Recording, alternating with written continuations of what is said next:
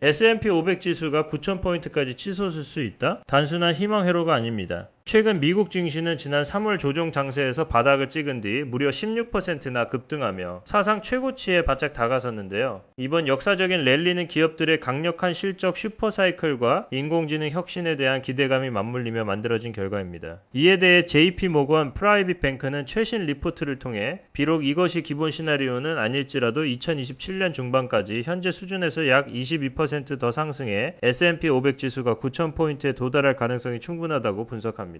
최근 채권 시장이 엄청난 혼란을 겪고 있음에도 불구하고 주식 시장의 상승 에너지가 어떻게 9,000포인트까지 뻗어나갈 수 있는지 그 구체적인 시나리오를 살펴보겠습니다. 지금의 상승장은 단순한 일시적 반등이 아닙니다. 글로벌 금융위기 이후 최초로 6분기 연속 두 자릿수 이익 성장을 기록하는 강력한 실적 사이클이 도래했는데요. 특히 글로벌 이익 성장률은 지난 4분기 전년 동기 대비 15.3%에서 올해 1분기 22.6%로 급가속하며 4년 만에 최고치를 찍었습니다. 주목할 점은 이번 성장이 경기 침체 이후 바닥에서 올라오는 일반적인 회복세가 아니라 이미 기업들이 돈을 잘 벌고 있던 높은 기준점에서 추가로 속도를 더 낸 이례적인 현상이라는 것입니다. 현재는 대형 기술주 중심의 집중 위험이 있지만 9,000포인트로 가기 위한 핵심은 이제 인프라 구축을 넘어 실제 도입과 확산 단계로 이동하는 것입니다. 하드웨어 영역이 막대한 이익을 찍어내는 동안 장기적인 실적 성장 스토리는 다운스트림, 즉 전산업으로 흘러가고 있습니다. 거대 클라우드 공룡 기업들은 AI 부문에 연간 8천억 달러가 넘는 자본 지출을 집행하고 있으며 이 규모는 2027년까지 1조 1,600억 달러로 늘어날 전망인데요. 이 엄청난 자금이 반도체, 전문 하드웨어, 첨단 냉각 시스템, 전력망, 상업용 건설 등 인접 영역으로 직접 흘러들어가며 민간 경제에 거대한 재정 자극제 역할을 하고 있습니다. 인플레이션을 자극하지 않으면서 10%대 중반의 실적 성장을 유지하려면 이처럼 생산성이 가속화되어야 합니다. 과거 1990년대 후반에도 기술 도입으로 생산성이 연간 약 2.8%씩 향상되면서 1995년부터 2000년까지 5년 연속으로 매년 20%가 넘는 경이적인 지수 수익률을 기록한 바 있습니다. 이 역사가 다시 반복될 수 있다는 것입니다.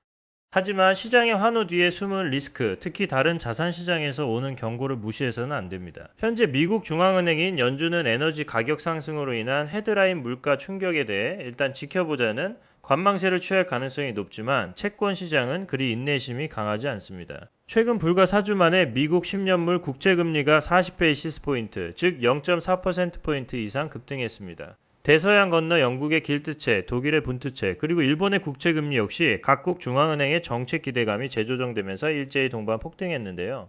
이 광범위한 채권 매도세는 주식시장을 강하게 위축시켰습니다.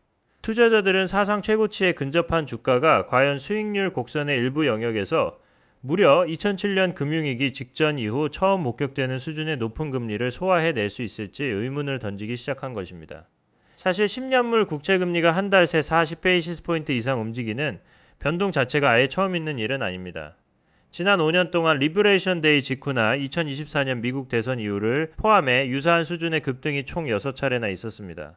하지만 이번처럼 전 세계 채권 시장이 통째로 매도세로 돌아서며 금리가 일제히 치솟은 것은 1년이 넘는 기간 동안 처음 있는 일입니다. 주식시장이 체감하는 충격이 유독 날카롭고 통렬했던 이유가 바로 여기에 있습니다. 블룸버그의 2026년 5월 1일 기준 데이터를 보면 금리 변동성과 주가의 상관관계가 명확히 드러납니다. 금리의 표준적인 변동폭을 나타내는 통계지표인 Z스코어가 -2와 +1 사이로 무난할 때 S&P 500의 1개월 평균 수익률은 0%에서 1%를 소폭 상회하는 긍정적인 흐름을 보였습니다. 반면 금리 변동이 비정상적으로 커져 Z스코어가 이를 넘어설 때는 얘기가 완전히 달라집니다. 금리가 폭등할 때 주가는 가차 없이 하락했는데 명목 금리가 급등했을 때는 평균 1.5%, 물가 상승률을 반영한 실질 금리가 급등했을 때는 무려 -5%에 가까운 급격한 하락세를 기록했습니다.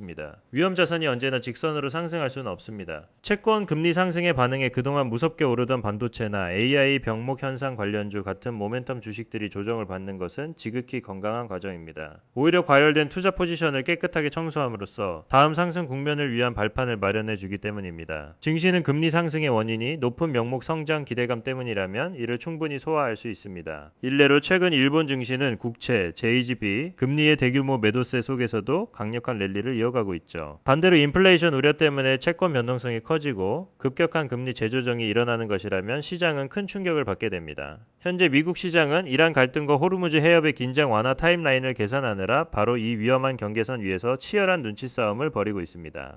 2026년 들어 글로벌 증시의 주도권 싸움은 연초와 180도 다른 양상으로 전개되고 있습니다. 올해 초반만 해도 투자자들은 미국 외 국제 주식 시장으로 대거 몰려갔습니다. 미국의 강한 경제 데이터 속에서도 대형 기술주의 밸류에이션 부담, AI 공급 차질 우려, 그리고 베네수엘라부터 그린란드까지 터진 지정학적 리스크들이 맞물리며 미국 주식은 글로벌 경쟁국들에 비해 상대적으로 뒤처지는 모습을 보였는데요. 실제 2025년 9월 1일 기준점을 100으로 잡았을 때 미국 MSCI 지수 대비 미국 제외 MSCI 국제지수의 상대 성과 비율은 올해 초부터 가파르게 상승해 지난 3월에는 110선위까지 치솟으며 국제 주식의 완승을 보여줬습니다. 하지만 이란 갈등이 터지면서 상황은 순식간에 반전되었습니다. 전 세계는 다시 한번 원유 공급 차질이라는 공포에 휩싸였고 일부 지역은 2022년 우크라이나 전쟁 직후에 버금가는 심각한 에너지 쇼크를 겪었습니다. 중동의 핵심 원유 수송로인 호르무즈 해협 봉쇄가 장기화되자 결국 에너지 자급이 가능한 미국 주식이 다시 글로벌 증시의 운전대를 잡게 된 거죠. 그 결과 3월에 110을 넘겼던 상대 성과 지표는 급강하여 2026년 5월 19일 기준 약 98 수준까지 추락했습니다.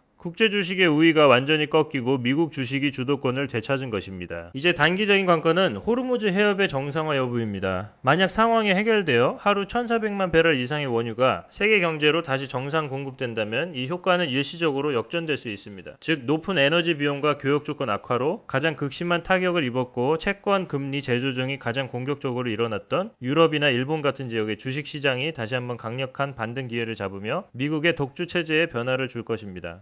에너지 리스크 해소와 금리 재조정이라는 두 가지 촉매제가 향후 시장의 방향성을 결정지을 것입니다. 오늘 전해드린 글로벌 시장 소식이 도움이 되셨다면 구독과 좋아요 부탁드립니다. 감사합니다.